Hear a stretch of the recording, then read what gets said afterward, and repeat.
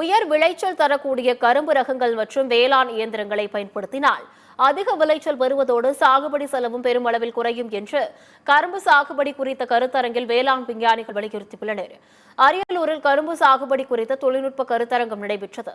இக்கருத்தரங்கில் வேளாண் விஞ்ஞானிகள், கோத்தாரி சர்க்கரை ஆலை உயரதிகாரிகள் கலந்து கொண்டு கரும்பு சாகுபடியில் அதிக விளைச்சல் பெறுவது, சாகுபடி செலவை குறைத்து அதிக லாபம் பெறுவது குறித்து விவசாயிகளுக்கு விழிப்புணர்வை ஏற்படுத்தினர். கரும்பு சாகுபடியில் ரசாயன உரங்களுக்கு பதிலாக இயற்கை உரங்களை அதிக அளவில் பயன்படுத்தினால் பூச்சி தாக்குதலில் இருந்து பயிரை காப்பாற்றி அதிக மகசூல் பெறலாம் என்று விவசாயிகள் அறிவுறுத்தப்பட்டது. இந்த கருத்தரங்கில் விவசாயிகள் கலந்து கொண்டு பயனடைந்தனர்.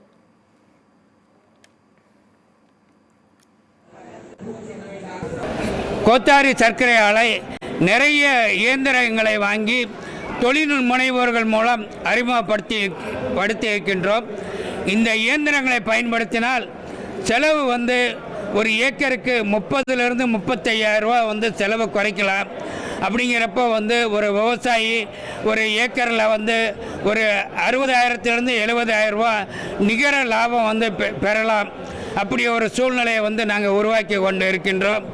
இந்த தொழில்நுட்ப கருத்தரங்கின் மூலம் அதிக லாபம் பெறலாம் என்று ஒரு விழிப்புணர்வை இந்த கருத்தரங்கு மூலம் ஏற்படுத்தி கொடுத்திருக்கிறோம்.